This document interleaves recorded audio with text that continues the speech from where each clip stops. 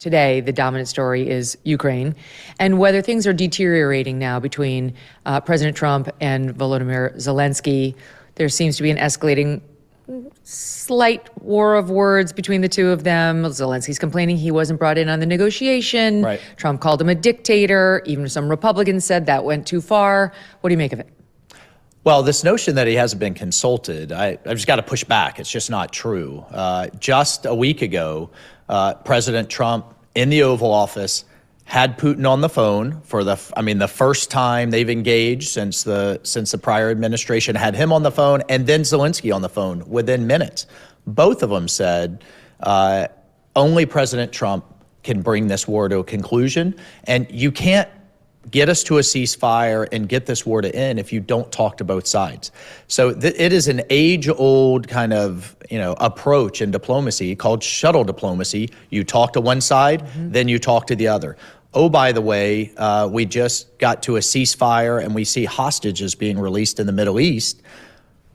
We talked through intermediaries, through the Qataris, through the Egyptians, to Hamas, and then we talked to the Israelis. The United States has taken this position of shuttle diplomacy for quite some time. So people might be frustrated about how it's going, but Trump, just in a very short amount of time, has taken this conversation from endless war, as long as it takes, open-ended, death and destruction, all over Europe, and expanding now with North Korea to, is this war going to end, to it is going to end, and now we can debate about how. The reality is it was stuck in what felt like a stalemate, a never-ending standoff between these two countries.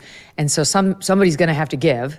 The criticism that's coming Trump's way from the right now is you gave up the farm too early. Like their criticism, and you tell me whether it's legit, is that he shouldn't have said NATO's off the table and they're going to have to give up some territory right off the bat, because that should be the end settlement. It shouldn't be where we start. So, but to your point on Zelensky, what has he heard the last 3 years? Blank check, as long as you want. What's the end state? What's the strategy? What does victory look like? It was just completely open-ended. And oh, by the way, what he heard from Biden was the United States really doesn't have a say. You have a say. And now he's hearing something very different. And I think that's difficult to hear, that this is going to end and you need to get to the table. In terms of the criticism, look, we've been dangling NATO membership in front of Ukraine since 2008 for 17 years. And behind the scenes, not everybody in NATO is on board with that. And I don't think the American people are on board with us bringing Ukraine into NATO in the middle of a war, which then obligates U.S. troops to get involved. So what we did, and what Secretary Hegseth did, was state the obvious. Talk to the white elephant in the room. And if we're going to get to the negotiating table with the Russians quickly, I think that needed to be said, and everybody in the room knew it, even though they were kind of aghast and clutching their pearls in Europe. And then the other piece was on the borders.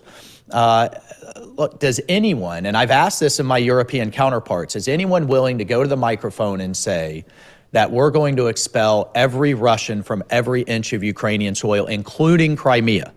Because that's essentially what the 2014 border, pre-2014 border was.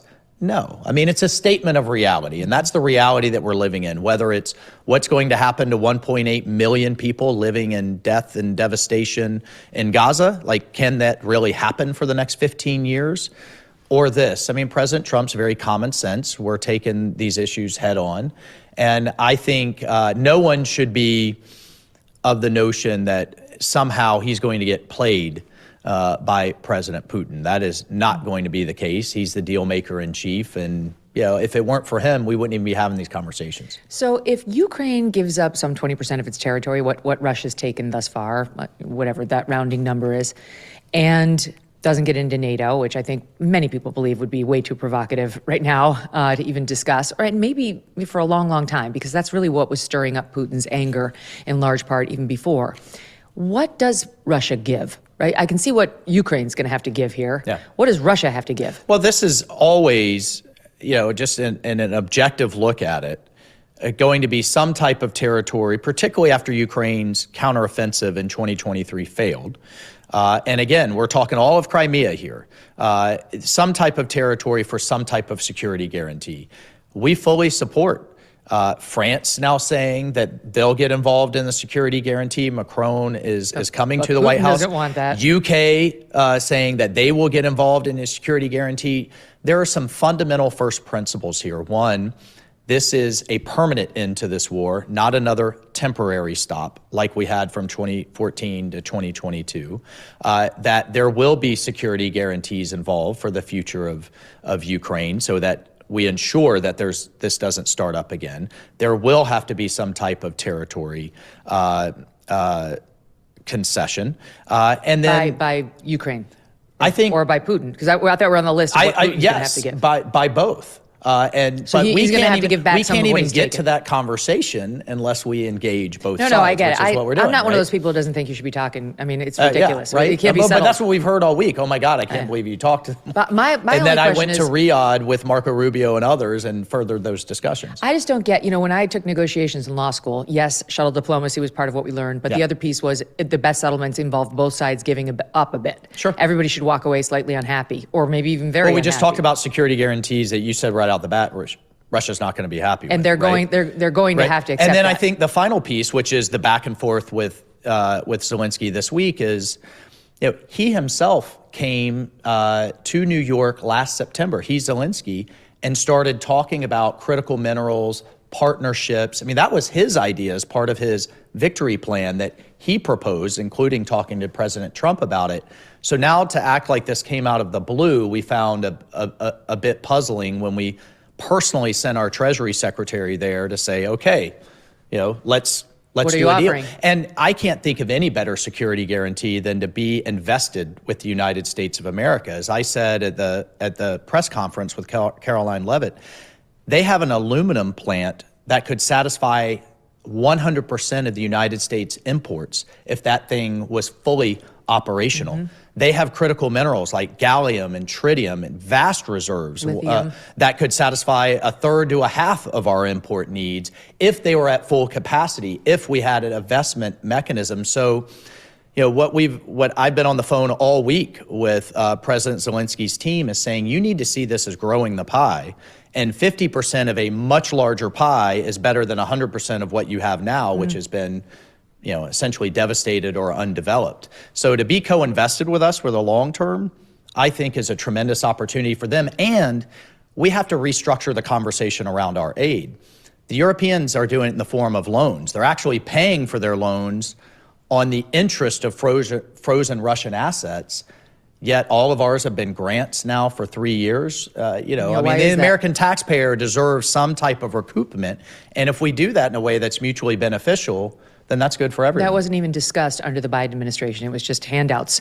And now finally we're talking about what about us? What about our taxpayers? So let's talk about the possibility of securing Ukraine if and when this thing settles. The Russians do not want the Europeans, much less us, but we don't want to go over there and keep the peace. The Europeans reportedly, now you're confirming, may be willing to do it. So how do we get that past Putin? Not only are they saying they're willing to do it, they're putting operational plans in place with the NATO Secretary General, and President Trump and I and others have openly said, again, a first premise is Europe has to take more responsibility for their own security. But how do we get that past Putin, and how do we feel about their ability, the European troops, to maintain peace and order and repel any potential aggression that comes their way? To the capability question is why they have to invest in their own defense.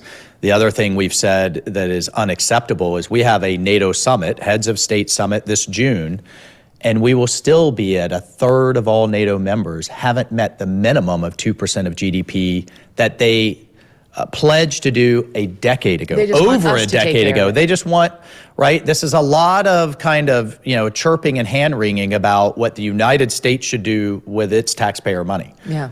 And they need to come to the table, and both Macron and Prime Minister Starmer of the UK and the NATO Secretary General have said this was a kind of a shocking wake-up call. Guys, you've been hearing us say this now. We meant it. We meant it. And President Trump means it. And I mean it. And Secretary Rubio means it. Pete Hegseth means it.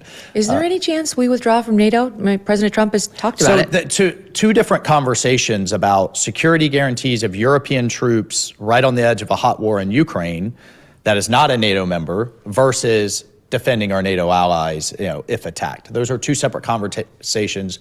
We support NATO. We support Article 5. But you've heard President Trump's.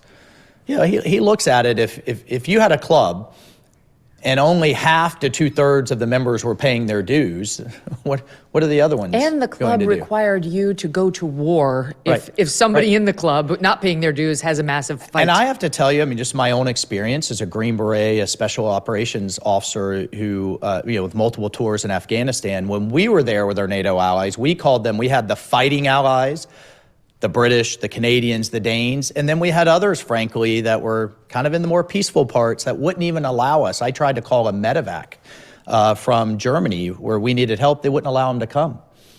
We tried to call for air support for some other allies, and they weren't allowed to do offensive operations, I guess only if the plane was shot at. They had what was called national caveats. So you have kind of my generation with Secretary Hegseth and others that have seen this kind of play out on the battlefield. And that's not to criticize the troops. They were constrained by their governments. And if we're all in this together, then we're all in this together. We continue to face uncertainty when it comes to the economy, with a perfect storm brewing as Social Security and Medicare hit a breaking point as the largest generation is hitting retirement. A smaller workforce means a smaller tax base. You pair that with our growing national debt and rising cost of living, and we could have a big problem. So what are you doing now to protect your family for the future? Gold can be a safe haven in hard economic times, and Birch Gold makes it easy to diversify a portion of your savings into physical gold. Birch Gold will help you transition an existing IRA or 401k into an IRA in gold, and it does not cost you 1 cent out of pocket. Protect your future today. Text MK to 989898, get your free info kit on gold, and get a copy of the Ultimate Guide for Gold in the Trump Era with a foreword by Donald Trump Jr. There's no obligation, just information. Birch Gold has earned the trust of countless Americans looking to safeguard their savings. Just text my initials MK to the number 989898 today.